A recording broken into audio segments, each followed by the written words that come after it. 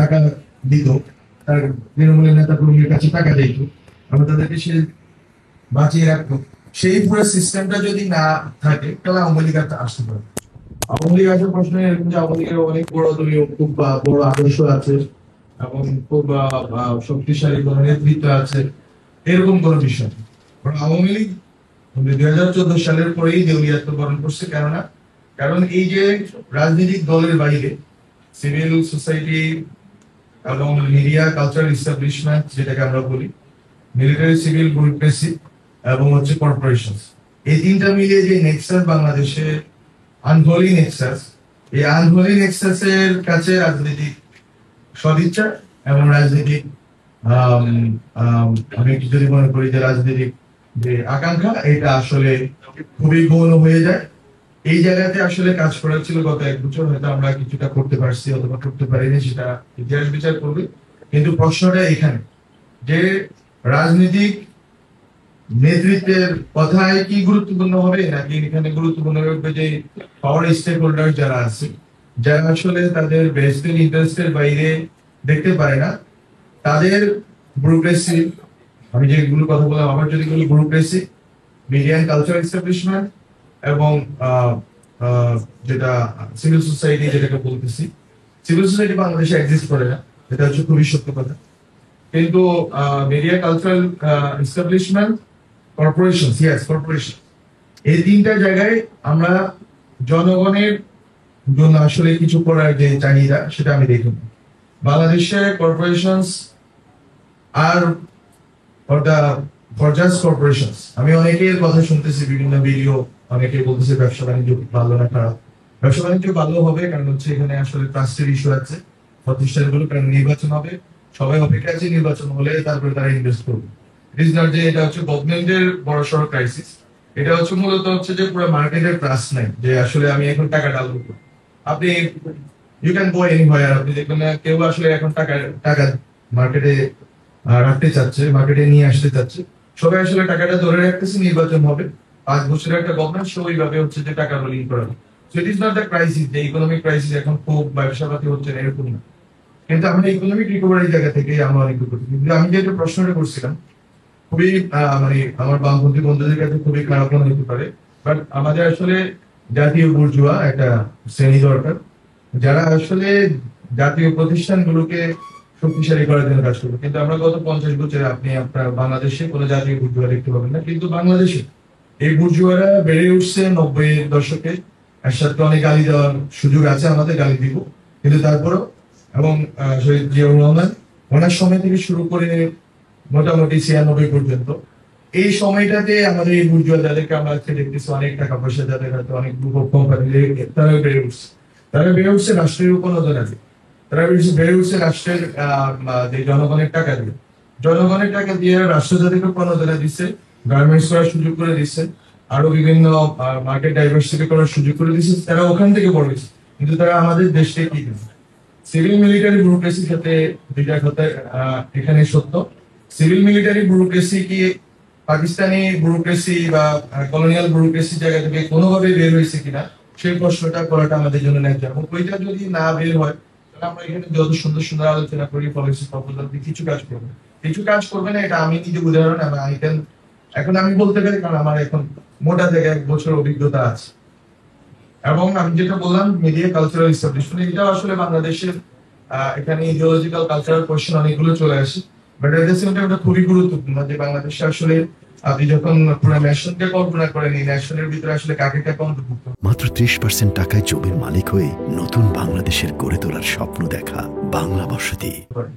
এখন আমি যখন আলোচনা হয় তখন আমি বলি যে আসলে বাংলাদেশের মিডিয়া এন্ড কালচারাল এস্টাবলিশমেন্ট, এই জায়গাটা থেকে ওনারা টপ ডাউন অ্যাপ্রোচে বাংলাদেশটাকে দেখেন, যে আসলে রাষ্ট্র, সেকুলার কাঠামো এবং যে আমাদের যে সিস্টেম আমাদের দরকার, 72 সংবিধান, আরো যে জিনিসগুলো আছে, এর মাধ্যমে তারা পুরো বাংলাদেশটাকে দেখতে চান। দেখতে যাওয়ার কারণই হচ্ছে গত 15 বছরে ঘুম তাদের চোখে পড়েনি, কারণ তারা এই জায়গাটাকে দেখতেছিলেন এই জায়গা থেকে যে এটা হচ্ছে একটা এটা আসলে খুবই এখন ক্লিশে হয়ে গেছে, গত 1 বছর এটা চর্চিত হয়ে গেছে। তারপরেও বলি যে প্রগতিশীল ভার্সেস প্রতিক্রিয়াশীল দ্বন্দ্ব, কিন্তু আসলে নাগরিকের প্রশ্ন থেকে, নাগরিকের জায়গা থেকে, অথবা বাংলাদেশের রাষ্ট্রের গঠনের জায়গা থেকে, জনগণের জায়গা থেকে কখনো আমাদের media cultural establishment and civil society দেখছে কিনা, এটা খুবই গুরুত্বপূর্ণ প্রশ্ন। এবং এটার প্রমাণ ভুরি ভুরি আছে গত 10-15 বছর, যে বিএনপি জামাতের যারা মারা যাচ্ছিলেন, গুম হচ্ছিলেন, খুন হচ্ছিলেন, কিন্তু আমরা এখানে মিডিয়ার লোকদেরকে কি করতেছি।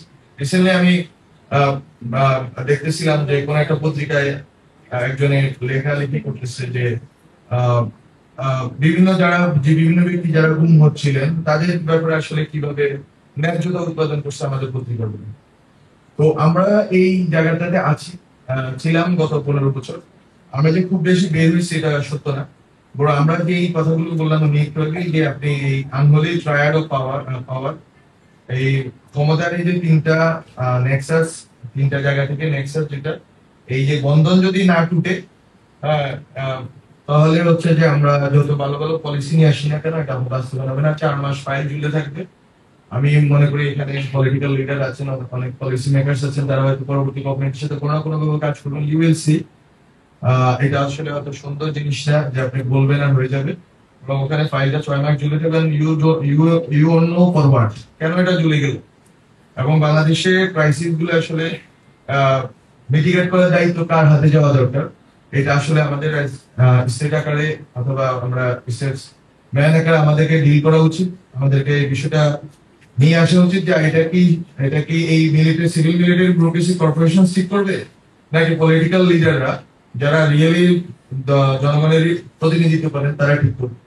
এবং সবচেয়ে ভালো হয় এটাই কিনা যে আমরা যারা পলিটিক্যাল লিডার্স এবং এই যে যাদের কথা বললাম, তাদের মধ্যে আমাদের জাতীয় যে ন্যাশনাল যে কনসাসনেস এন্ড কনসেনসাস এর কথা আমরা বলে যাচ্ছি গত 1 বছর, ওইটা থাকবে। এবং তারা রাজনৈতিক নেতৃবৃন্দকে সামনে দিবে যে ইউ লিড দ্য প্রসেস, আমরা তোমাদের সাথে আছি এবং আমরা এই রাষ্ট্রটাকে একটা ভালো জায়গায় নিতে। প্রশ্নটা শেষ পর্যন্ত কিন্তু যেটা বললেন, অনেকে বলে গেছেন অ্যাক্সেসের এবং হচ্ছে যে সুবিধা, যে আমি কতটুকু সুবিধা পাচ্ছি।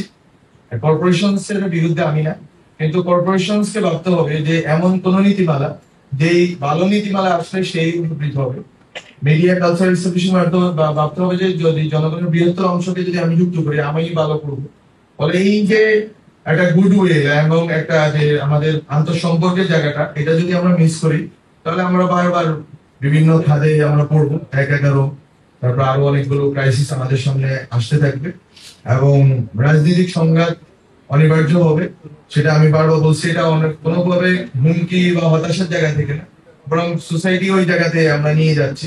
সোসাইটিকে আমরা এমন এক জায়গাতে নিয়ে আসতেছি না যেখানে ডায়ালগ সম্ভব, যেখানে এই যে ফোর্স গুলোর মধ্যে একটা কমন ন্যাশনাল বলে ঐক্যবদ্ধ হওয়া সম্ভব। আমি জুলাইয়ের এই অগ্নিঝরা বর্ষা, এটা অনুষ্ঠান এখানে আজকে একটা উদ্বোধন হবে বা পুস্তক প্রকাশনা। এখন এটা আমি যতটুকু পড়ার চেষ্টা করছি, এটা হচ্ছে মূলত স্মৃতি হিসাবে এখানে বিভিন্ন জন ব্যক্তি কথা বলছে। আমার কাছে স্মৃতি অবশ্যই গুরুত্বপূর্ণ, ইতিহাস গুরুত্বপূর্ণ, ইতিহাস আরো গুরুত্বপূর্ণ হবে। জুলাইয়ের ইতিহাস আজকে গুরুত্বপূর্ণ না। একটা কথা বলি শুধু এক লাইনে, সেটা হচ্ছে জুলাইয়ের ইতিহাস আমরা শুনতেছি, আমরা অনেক নিপীড়িত হয়েছি, নির্যাতিত হয়েছি, কিন্তু আমি কথাটা অন্যভাবে বলতে চাই। আমাদের যে মানুষরা জুলাইতে প্রতিরোধ গড়ে তুলছে, তাদের গল্পগুলো আমাদের বলা দরকার, আমাদের সাহসের গল্পগুলো বলা দরকার। অনেক কান্নাকাটি হয়েছে। আমি যখন হচ্ছে ওই রাতে যখন লাল কালার করা হচ্ছিল 31শে জুলাই, যদি আমি ভুল বলি 31শে জুলাইতে, তখন আমরা আগে শোক মানি না। তখন একটা কবিতা আমি যেটা আপনারা সবাই জানেন, কাজী নজরুল কবিতা, ত্যাগ চাই মর্ষিয়া ক্রন্দন চাই না। এখন মহরমের কবিতা, এবং ওখানে আমরা আলী ফরিদের একটা কথা আমি লিখছিলাম। ফলে আমরা আসলে মর্ষিয়া ক্রন্দন চাই না, যে আমরা অনেক নিপীড়িত, হাসিনা আমাদের মারছে, এভরিথিং, আমরা ওইটা বিচার করবো, সবকিছু করবো, কিন্তু আমাদের গল্পটা বলা দরকার, আমাদের প্রতিরোধের গল্পটা বলা দরকার, আমাদের আবার ফিরে তাকানোর মানে আবার দাঁড়ানোর গল্পটা বলা দরকার। আমরা কিভাবে আবার নেশন দাঁড়িয়ে যাচ্ছি, আমাদের এই আঞ্চলিক এবং বৈশ্বিক আধিপত্যবাদ থেকে মুক্ত হয়ে আমরা কিভাবে নিজেদেরকে আবার বৈশ্বিক মঞ্চে দাঁড় করাচ্ছি, এই গল্পটা আমাদের বলা দরকার।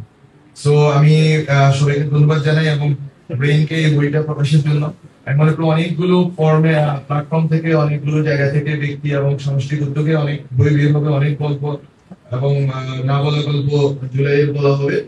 এবং সবচেয়ে বেশি যে কথাটা চর্চিত হওয়া দরকার, আমরা আসলে জুলাইয়ের যে শহীদদের রক্তের বিনিময়ে রাষ্ট্রটাকে কোথায় নিতে চাই, এবং ওইখানে আমাদের নিজেদের প্রতি সৎ থাকা দরকার, রাজনৈতিক দলগুলোর, আমাদের সবার।